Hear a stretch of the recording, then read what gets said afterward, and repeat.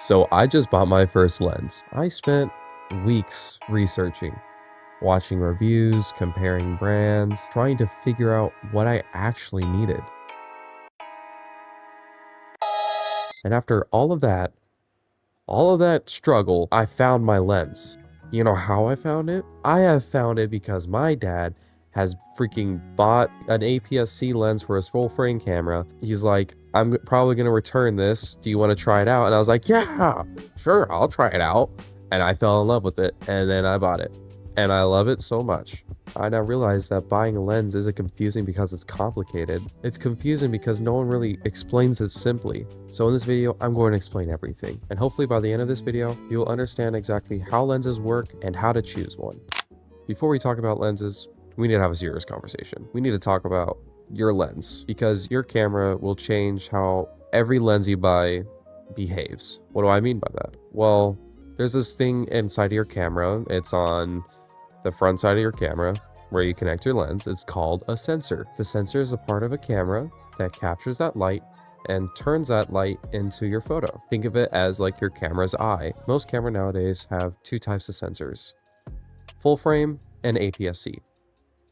Now you may be asking, Ian, what words just came out of your freaking mouth? Don't worry, I'll explain it. A full frame camera or a full frame sensor is much larger. It allows more light to be captured. They usually perform better in low light situations, and the lenses made for them are usually more expensive and much larger than any other APS-C lens. Now, APS-C lenses, on the other hand, are much smaller. And because the sensor is smaller, it captures less of the image. It doesn't really zoom in and more of kind of crops in.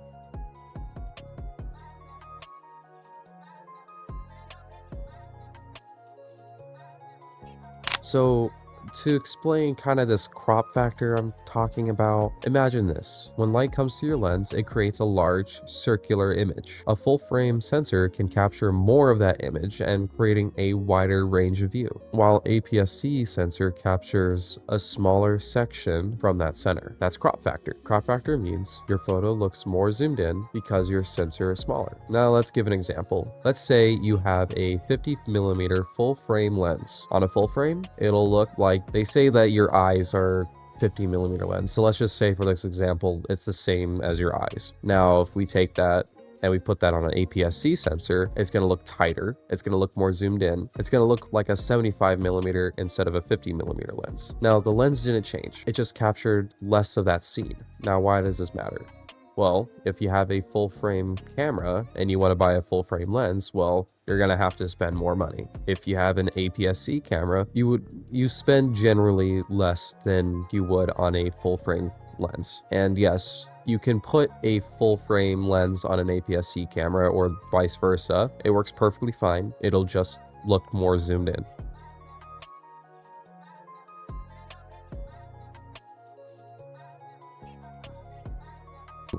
Now that brings us to what actually makes a lens good. A lens is made of multiple pieces of glass. The quality of that glass affects the quality of your photo. Better glass and better glass technology means sharper images, better contrast, less distortion, less color fringing and rounded edges, and better performance when shooting towards bright lights. Now listen carefully. Lens technology has changed dramatically over time. Newer lenses generally have better coatings on glass, improved sharpness in the corners, faster and quieter autofocus, better image stabilization, and of course, less distortion. Now, you can buy an older lens. I'm not saying you can't, because older lenses can still look great, but newer lenses offer better sharpness and handle bright lights a lot better.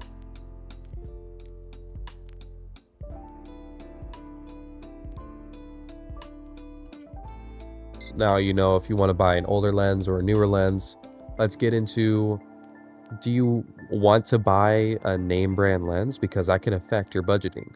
Now, a lot of people think they need a camera's brand's own lenses. Not true. There are a lot of third-party companies out there that make excellent lenses, like the one I'm using now, sirui,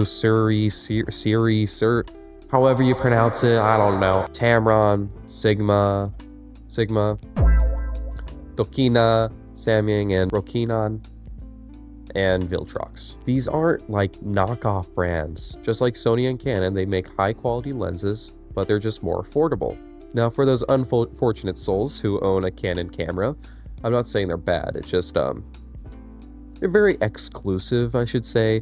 They're either gonna have to buy a mount converter, I think that's what it's called, to put on a third-party lens, or else you're just gonna have to buy a Canon lens. And why they're, I shouldn't say cheaper, but more affordable in a sense. The reason why most camera companies who mass produce both cameras and lenses always try to sell you up on lenses.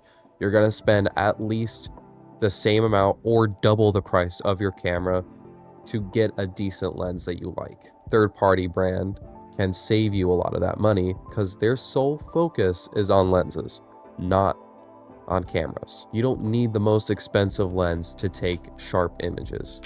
Now that brings us into our next section, into buying the perfect lens for you. F-stop. Now, what is f-stop? F-stop controls two things: how much light enters your camera and how blurry your background is. The lower the f-stop, more light can come in, more background blur, and it's also way better for low light conditions. But here's the thing: the lower the f-stop, the thinner the focus area becomes. That means it's way easier to miss focus when you are at like f1.2 or f1.0 instead of at f3.0. So you got to make sure that you're constantly in focus and that whatever you are focusing on is in focus, because it can go out of focus at any moment. It has a very low depth of field. So let's imagine f-stop this way. At low depth of field at 1.2, you can see that the background of my image is very, very blurred out, but my cologne in the front is very in focus. But when we turn up that f-stop, as you can see, now the cologne in front of me is pretty out of focus, but the things in the back are now more in focus. And if I continue to bring up that f-stop, now pretty much everything is in focus at f16.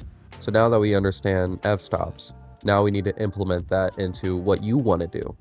If you're interested in street photography and all of that stuff, I suggest going to like f1.8 and stuff like that and have like a nice range.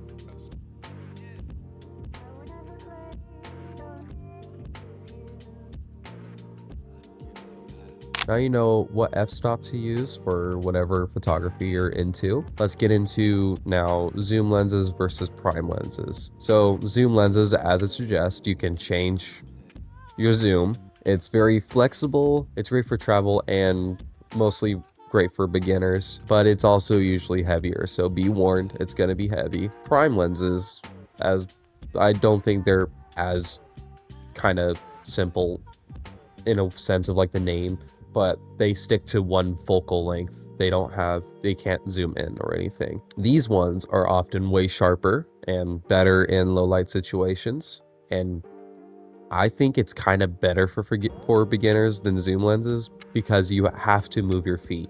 Like, your body is the zoom. You want to take a photo over yonder 20 feet away, where you're gonna have to walk 20 feet. I'm sorry, man, but that's how it's gonna work. And it teaches you that you don't need to rely on a zoom to take good photos. You can work with what you got, kind of thing.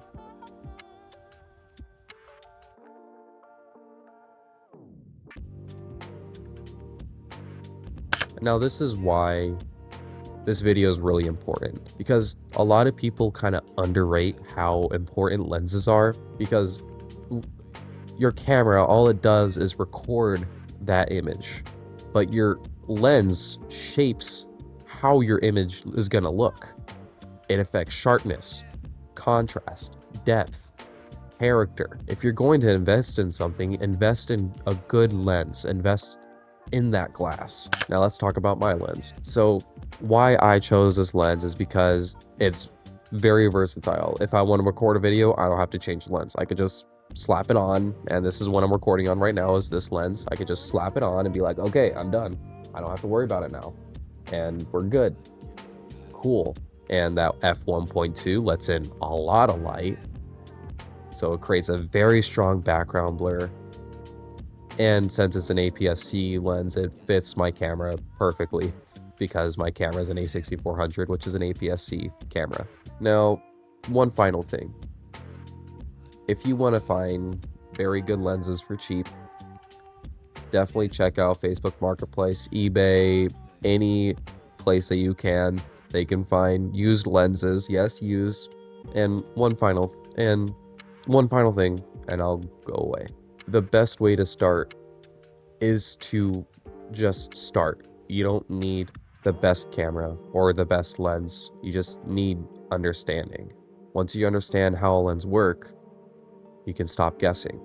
You can start choosing intentionally based off of, well, what this video covered or whatever research you're going to do in the future. That's when photography becomes fun, because now you're in crippling debt. Let's freaking go! But seriously, you're an amazing person. I can tell. I know I haven't even met you, but I can tell you're a good person because you even clicked on this video and now you're interested. And the only way to get better is to keep doing it. No matter what lens you're going to use or camera, the only way to get better is to keep doing it, not to get better lenses or a better camera. But that being said, please like, subscribe, hit that bell button. Goodbye.